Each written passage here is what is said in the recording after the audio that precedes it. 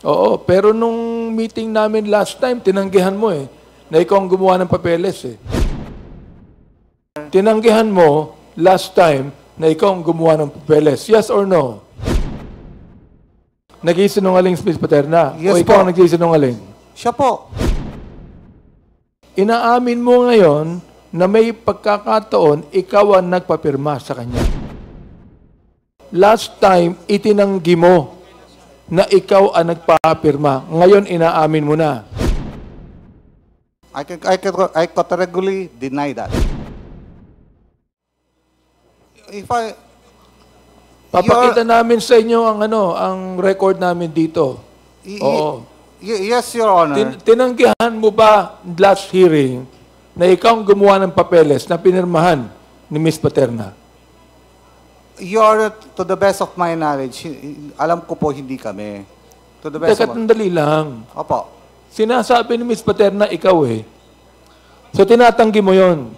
Yes, Your Honor. Sa pagkarinig ko po rin sa kanya last time, sabi po niya, hindi niya alam kung sino ang gumagawa. Binanggit niya ang pangalan mo ngayon. Opo. Okay. So, therefore, tinatanggap mo ngayon na ikaw ang gumawa. Mayroon po kaming ginawa na dokumento, pero hindi po lahat. Sinong kayo? Yung pong law office po namin, sa totoo lang po, Your Honor, hindi po ako nakakaalam lahat ng mga dokumento kasi may iba kaming mga staff. Sino po ang nakakaalam lahat? Yung pong mga staff namin. Pero ikaw lang ang kilala ni Ms. Paterna. Yung po kasi ay law office namin. Attorney Gerald Medina po, from Medina, Flores, and So, ibig sabihin, nagsisinungaling si Ms. Paterna ngayon nung binanggit ang pangalan mo na ikaw ang nagpapirma sa kanya. Opo. Ikaw ang nagpapirma, hindi. Hindi po. Nagsisinungaling si Ms. Paterna? Yes o ikaw po. ang nagsisinungaling? Siya po. Ms. Paterna, uulitin ko.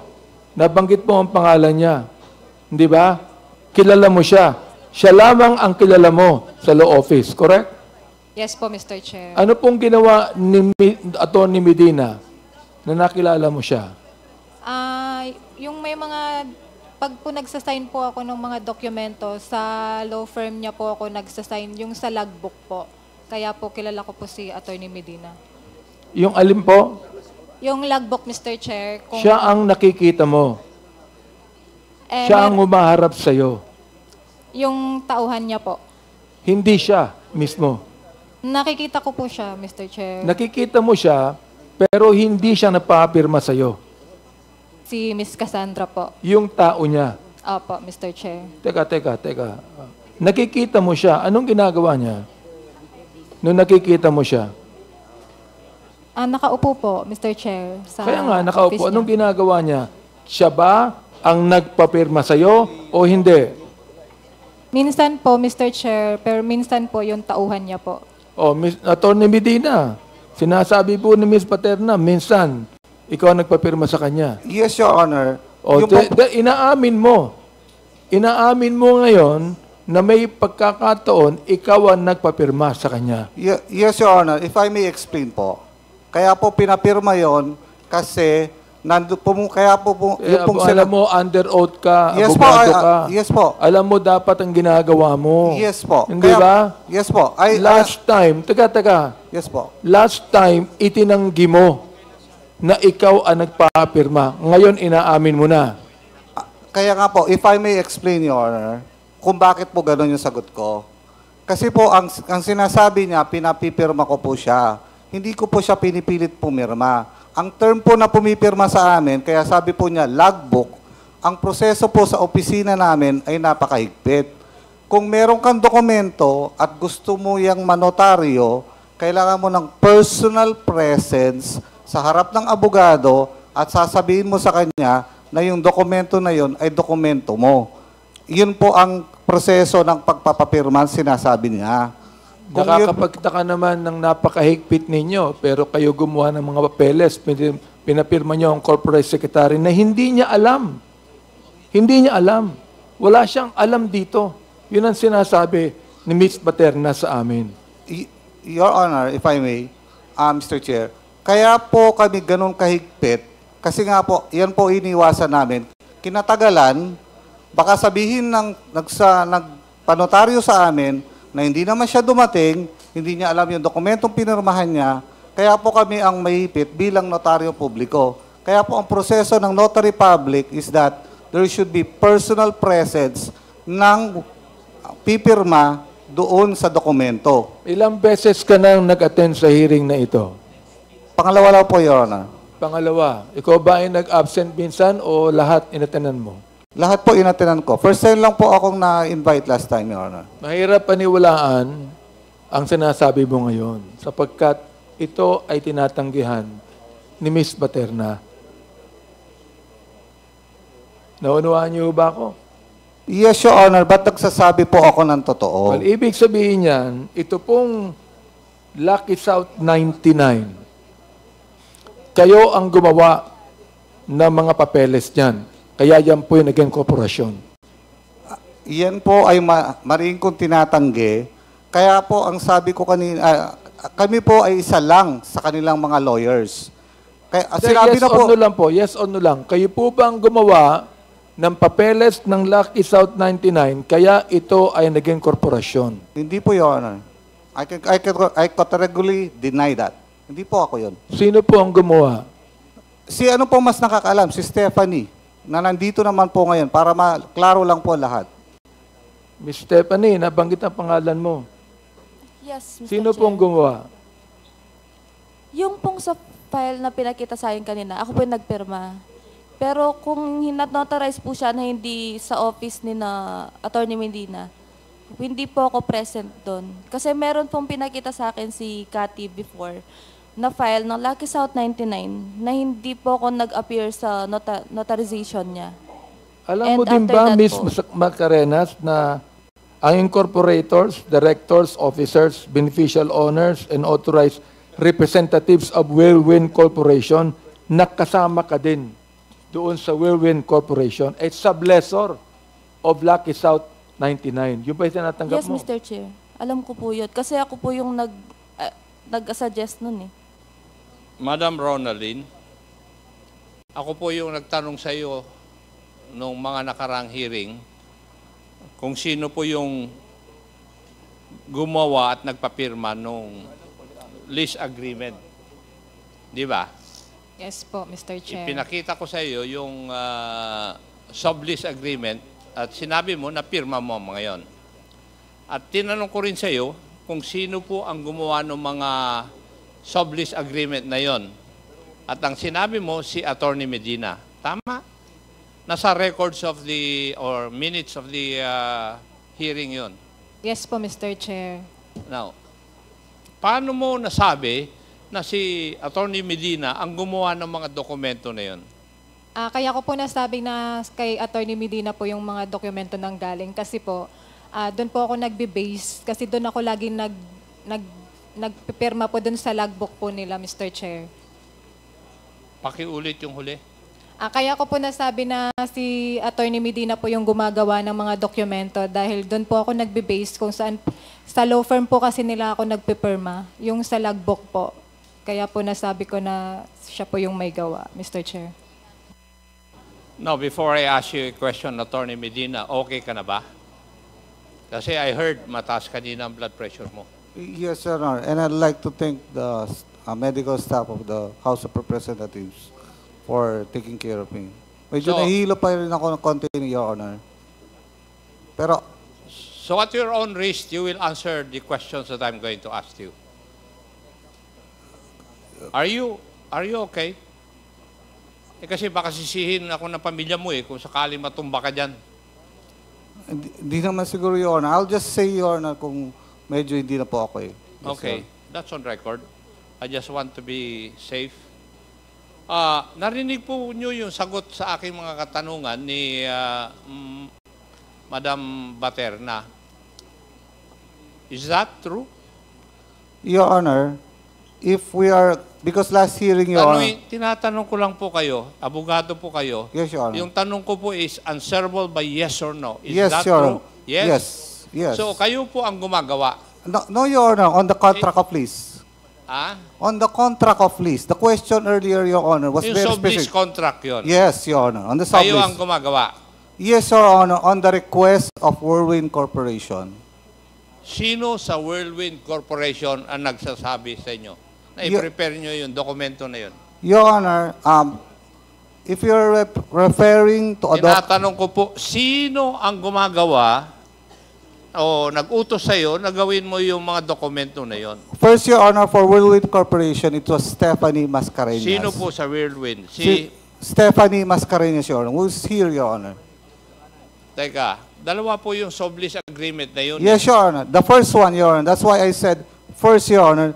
The second one was requested by Catherine Cassandra L. Ong, Your Honor. So, yung first, si Stephanie. Yes, Your Honor. Yung pangalawang sublease agreement, eh yung si Cathy Ong na. Yes, Your Honor. Catherine Cassandra L. Ong. Sila ang nag-utos po sa inyo. They requested us, Your Honor, to make the legal document for the lease. So, in this case, si Stephanie mismo ang kumausap sa inyo o nag-contract ng services ninyo at saka doon sa isang sublease agreement ay si Cathy Ong na. Cathy Ong, Your Honor, as representative of Whirlwind Corporation. Now, Madam Macareñas, totoo po ba yun na kayo ang kumausap sa law office nila? Initially po. Ha? Initially po. Utos lang din po kasi ni Mr. Wu yun. Kasi ang balak yata nilang i-purchase yung land ni Mr. Cruz. Tapos, parang mas mabilis kasi yung mag-lease muna. So, we proceeded with the lease contract na pinasuyo ko po kay Attorney Medina. So, Sa office totoo nila. lahat yun? Yes po. Pero yung ni-request po ni Miss Catherine Cassandra, no, hindi ko na po sure yun kung alam ko pa yun. Kasi siya na po yung humawak. Ronaldin, doon sa isang sublease agreement, ikaw ang pumirma with Cathy Ong, di ba? Yes po, Mr. Chair. So, sila rin ang gumawa. Pero, para bang nirepresent mo yung sarili mo na parang ikaw ang pinuno o nangunguna doon sa Lucky South 99. Tama? Yes po, Mr. Chair. Ikaw ba talagang big boss doon? Hindi po, Mr. Chair. Eh sino? Si Miss Cassandra Ong po yung pagkakaalam ko, Mr. Chair. Dahil siya lang po yung nakikita ko at nakakausap ko po. Eh bakit ka pumirma? Hindi naman pala ikaw ang boss. Per Cassandra Ong po.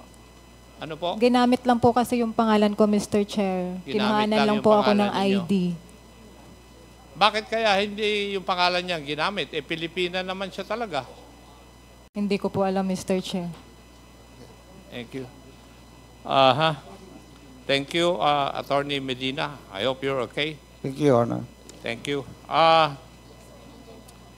Mr. Chair, I would like to address Attorney Roque. Attorney Roque, Yes, active pa ba Your kayo dun sa First Bataan Holdings?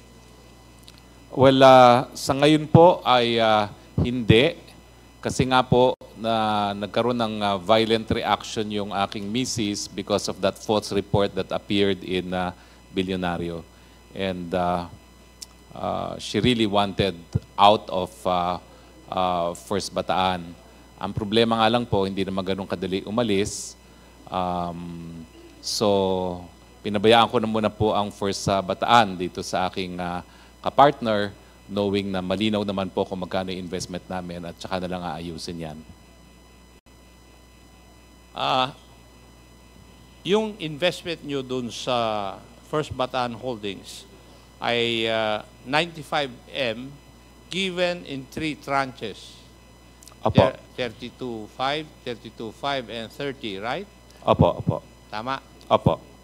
So, ano na po ang nangyari dun sa 95M nyo kung wala na po kayo dun sa First Well, Bataan Holdings?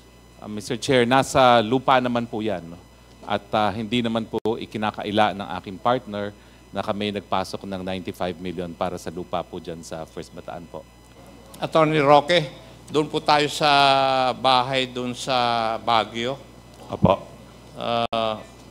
Ang sinabi po nyo noon po doon sa hearing nakarehistro dun sa isang corporation, PH2, at saka yung Biancham Corporation, na kayo po ang nagmamay-ari, kasama po dun sa incorporation, sa korporasyon na yon. Tama po, Mr. Tama. Chair. And sinabi mo na hindi ikaw ang may-ari, it's the corporation. Oo, rehistrado po sa pangalan ng korporasyon. Now, when the house was leased, sino po mo ang pumirma ng lease contract? Si Mrs. ko po ang pumirma ng lease contract because I asked her to sign the lease contract. Siya po ang pumirma, Mrs. po ninyo. On Ano behalf po ang po. posisyon ng Mrs. ninyo doon sa korporasyon na yun? She only signed on behalf of PH2 Hindi po. po yun ang tanong ko. Ang tanong ko po ano ba ang posisyon ng asawa po ninyo doon sa korporasyon na yun? Well, sa kontrata po siya naging representative Hindi, ng korporasyon. ano ang posisyon ni Mrs. Roque sa korporasyon na nagmamay-ari nung bahay at lupa? Hindi ko po maaalala ngayon kung ano talaga ang designation Mrs. mo niya. siya, hindi mo alam? Well, Mrs. ko po siya, kaya nga po siya ang pumirma. Hindi nga, pero alam mo na siya ang pumirma. Bakit siya ang pumirma? Kung wala siyang personalidad doon sa korporasyon na nagmamay-ari. Meron po. Well, I guess siya po yung nagmamanage ng property for lease. At, So siya ang signed. nagmamanage ng Siya property po. for Opo, lease. Opo. Pero ano po ang pwesto niya doon sa korporasyon? Parang wala naman po ata siyang na-specify na pwesto, pero i-check ko po sa papeles. Pero wala po ako maalala kung ano po yung talagang position niya. Kung sino po ang nagbabayad ng RPT nung lupa at bahay, Meron po kaming tagabayad po. sino Sa nga? taga Baguio. Sino ang kaninong pera ang binabayad? Galing din po sa amin ang pera. Galing po sa inyo. Galing din po sa amin ang pera. Okay. Now, matanong ko nga, meron po bang business permit yung asawa po ninyo? Well, hindi po siya kumuha kasi Ang tanong, wala pong business wala. permit. Pakisagot lang po yung aking katanungan ng Apo. diretso. Wala po siyang business permit, pero siya ang nagpaparenta nung lupa at bahay. Di po ba? Kakasimula lang po kasi. At yung Apo. asawa po rin ninyo ang listed na kasama sa Homeowners Association nung lugar na yon. Tama po, dahil Therefore, tumira po kami. May I conclude, or is it proper for me to conclude, Attorney Roque, that in paper, the house and lot belongs to the corporation, pero yung beneficial owner, kayo po. Totoo po naman yan. Sinasabi ko Okay. naman po talaga yan na may interest po kami dyan sa bahay na yan. Yes Hindi. po. Yung may interest, iba yun dun sa ikaw ang beneficial owner. Totoo naman Kasi po. kayo po ang may control sa lahat. Kasi dun sa mga sagot nyo yung aking katanungan, although the property is registered under the corporation, kayo po ang may control. At yung sino ang may control, siya ang tunay na may-ari ng lupa at bahay. Well, Di po ba? Well, beneficial owner po, totoo naman po yan. O the Yes. ibang registered owner. Totoo po. Totoo Totoo. po. For the last portion, Mr. Chair, may I ask Ronaldin Baterna, pumirma po kayo ng waiver of confidentiality nung last hearing, di po ba? Na pwedeng i-open ninyo, payagan ninyo na mabuksan po yung inyong bank accounts. Yes po, Mr. Chair. Meron pong pagbabago dahil question yung kwan, dahil yung nakalagay po kasi doon sa pinirmahan nyo na waiver of confidentiality, ang nakalagay lang po doon is China current account. Hindi po pwede po yun. Dapat China current account under your name. Kasi under the bank secrecy law, hindi mo naman pwedeng i-waive yung karapatan ng ibang tao. So, binago na aming COMSEC yun. At nakalagay din, dinagdag, all other bank accounts under my name, herein referred to as the subject bank accounts. Matanong kita, and you can consult your lawyer, pwede mo konsultahin yung lawyer mo, nandyan naman yata siya eh. If you are willing to sign the amended waiver of confidentiality. Yes po, Mr. Chair. Thank you. Do you agree, the lawyer of Madam Ronaldin? Para walang question. Yes, Mr. Chair. Thank you. Pirmahan mo na lang ito mamaya, papipirmahan ng COMSEC sa'yo. Okay? Okay po, Mr. Chair. Thank you, Ms. Chair. That would be all for this day. May I further move that in line with the transfer of property, which is the reason why there was a sudden 67 million cash in Biancham. I move that he be directed as well to provide us a copy of the deed of sale, including the tax return. That is one, Mr. Chair. Second, he made mention about the trust agreement. I further move as well that the resource speaker provide us with all the documents he used with the SEC to validate the transfer of shareholdings by trust agreement. And third, Mr. Chair, he likewise mentioned about the aunt who passed away and left certain properties. I therefore move, Mr. Chair, that he be directed to provide us a copy of the extrajudicial settlement of estate, including their corresponding tax returns. And finally, Mr. Chair, to clarify my earlier motion about the income tax return, I wish to include not only the ITR of Biancham from 2014 to 2022, but likewise the ITR of Spouses Roque during the inclusive dates. So move, Mr. Chair. Okay, there is a motion. Any second? Julie seconded. Any objection? No objection. The motion is approved.